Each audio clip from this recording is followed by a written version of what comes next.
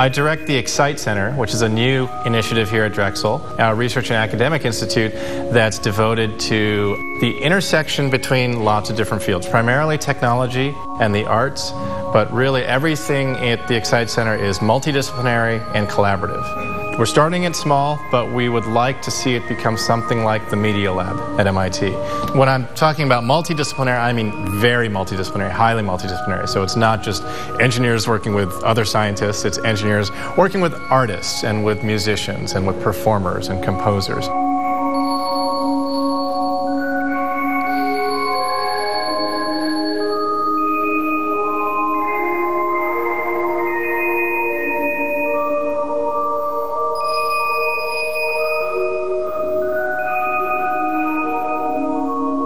Innovation really happens when you bring really different perspectives together. So a lot of times we might be working on, some cool piece of music technology, right, that we think is super cool, but then we try to have a performer or a composer actually use that, apply that. Case in point being our piano, the magnetic resonator piano, where not only did we build what we think is a pretty cool instrument there, we actually had composers then work with it and compose new works specifically for it.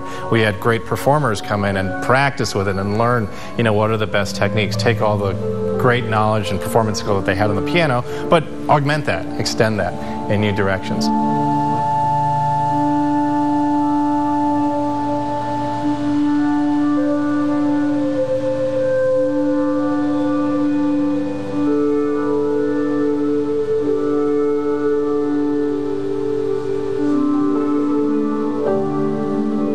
This is a system called the magnetic resonator piano. See, we've taken a standard grand piano and we've modified it.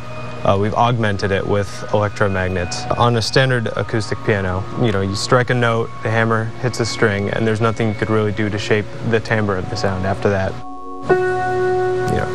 Using these electromagnets, we could send signals through them that actually vibrate the string physically.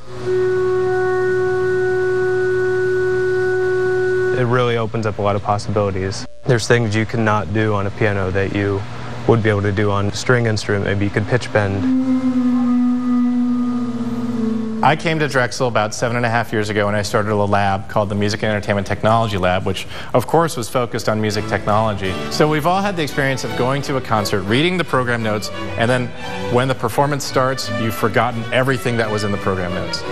So we thought, well, it would be really useful to have that information at the right time.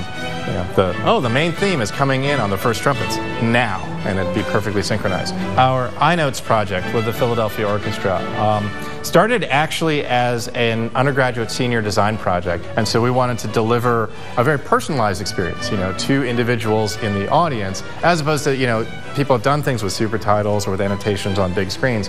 So we wanted people to see it if they wanted to, but not have to see it if they don't want to. So we worked on this all throughout the year, and I think the hard part, of course, is that it's a live performance. You never know how it's going to go. The conductor might take the tempo a little faster one day, a little slower the next day. So we needed to build a tracking system, a computer system that would actually listen to the piece and then be able to follow along down to the measure number. Hey, we're in measure 55 right now.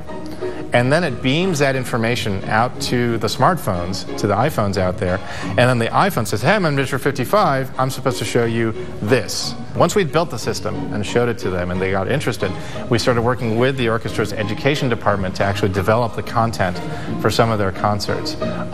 Because, again, without the right content, the system is useless. Through that partnership, we then submitted our application to the Knight Foundation for the Knight Arts Challenge back in 2010, and we were fortunate enough to be selected for funding. So that is a supported project. We're continuing to collaborate on that, and we will be deploying it in the concert hall in the near future. But over the years, we expanded our interests into other areas, into interfaces and robotics and human-computer interaction.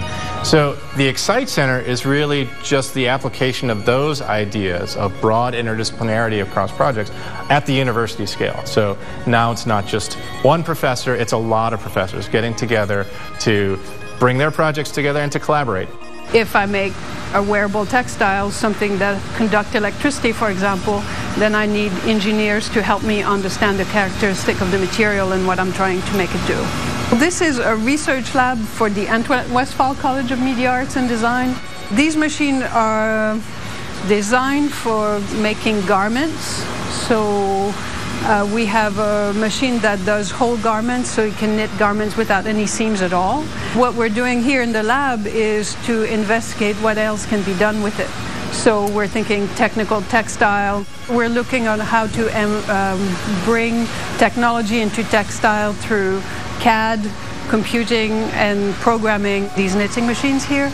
And we are also looking into making protective clothing for Hubo, the robot. It's like we're knitting body armor. So what we really would like to do and try to do is to investigate all the new incredible technical yarns that are out there. We were very fortunate to get this project with the National Science Foundation. We have multiple humanoids.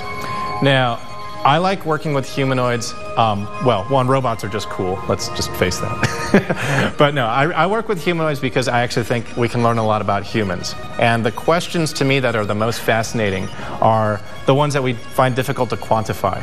What is creative expression? What is creativity?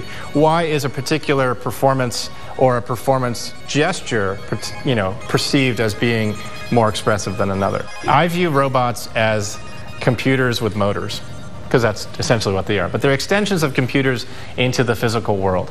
So when you have a robot, you can then start to use a computer to do things that you normally couldn't by interacting and manipulating the objects in the physical world by interacting with humans and human devices. He won Holly Roller, he got hair down to his knees. Got to be a joker, he just did what he pleased.